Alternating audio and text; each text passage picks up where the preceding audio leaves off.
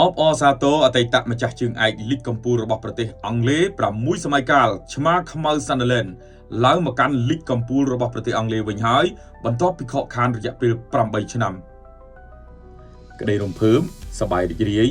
លាយឡំនឹងទឹកភ្នែកបន្ទាប់ពីអាញាកណ្ដាលបានផ្លុំកញ្ចែបញ្ចប់ការប្រកួតត្រឹម90នាទី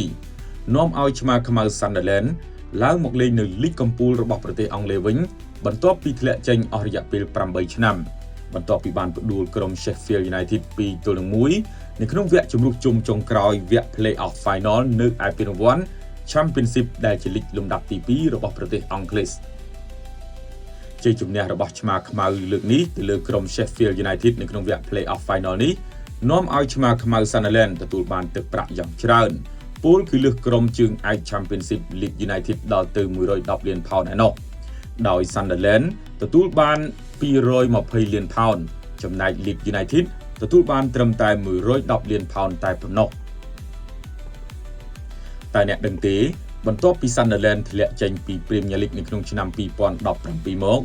គឺពួកគេវេទនាខ្លាំងណាស់ទម្រាំតស៊ូរហូតបានត្រឡប់មកលេងនៅលីកកំពូលអង់គ្លេសសាជាថ្មីនៅរដូវកាលក្រោយនេះបន្ទាប់ពីពួកគេធ្លាក់ចេញពី Premier League នៅក្នុងឆ្នាំ2017រួចមកពួកគេលេងនៅ Championship ដែលជាលីកលំដាប់ទី2នៅក្នុងឆ្នាំ2017-2018បានតែមួយរដូវកាលតែប៉ុណ្ណោះដោយពួកគេក៏បន្តធ្លាក់ចេញពី Championship នៅក្នុងឆ្នាំ2018នោះតែម្ដងគឺធ្លាក់ទៅ League One ដែលជាលីកលំដាប់ទី3របស់ប្រទេសអង់គ្លេស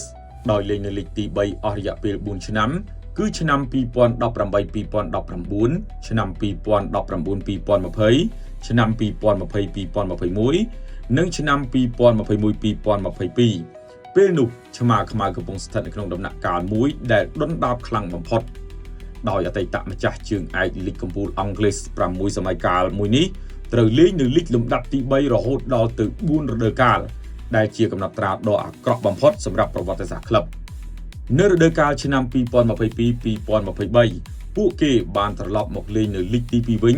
ហើយពួកគេបានប្រឹងប្រែងតស៊ូលេងនៅលីកទី2 Championship 3រដូវកាលទៀតឯណោះគឺឆ្នាំ2022-2023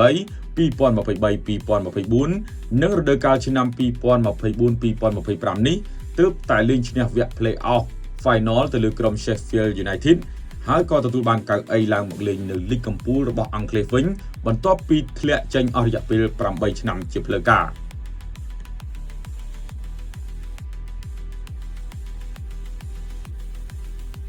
ឆ្មាខ្មៅ Sunderland នឹងឡើងមកលេងនៅលីកកំពូលអង់គ្លេសនៅរដូវកាលបន្ទាប់នៅឆ្នាំ2025-2026ខាងមុខនេះហើយគូបញ្ជាក់ផងដែរថាឆ្មាខ្មៅ Sunderland ធ្លាប់គ្រងជើងឯកលីកកំពូលរបស់ប្រទេសអង់គ្លេសចំនួន6សម័យកាលរួចមកហើយពលគឺលើកដំបូងនៅក្នុងឆ្នាំ1891-1892លើកទី2នៅក្នុងរដូវកាលឆ្នាំ1892-1893លើកទី3នៅក្នុងឆ្នាំ1894និងឆ្នាំ1995លើកទី4នៅក្នុងឆ្នាំ1901-1902លើកទី5នៅក្នុងឆ្នាំ1912-1913និងលើកចុងក្រោយបង្អស់គឺនៅក្នុងឆ្នាំ1935-1936គិតមកទល់ពេលនេះឆ្មាខ្មៅ Sunderland ខកខានលើកពានលីកកំពូលអង់គ្លេសរយៈពេល89ឆ្នាំហើយយ៉ាងណាក៏នៅតែអបអរសាទរដល់ក្រុមឆ្មាខ្មៅ Sunderland ដែលបានឡើងមកកាន់លីកកំពូលរបស់ប្រទេសអង់គ្លេសវិញនៅក្នុងរដូវកាលថ្មីនេះហើយតើបងប្អូនយើងធ្លាប់ស្គាល់ Sunderland ដែរឬទេបើស្គាល់គឺស្គាល់នៅក្នុងឆ្នាំណាដែរសូមខមមិននៅខាងក្រោម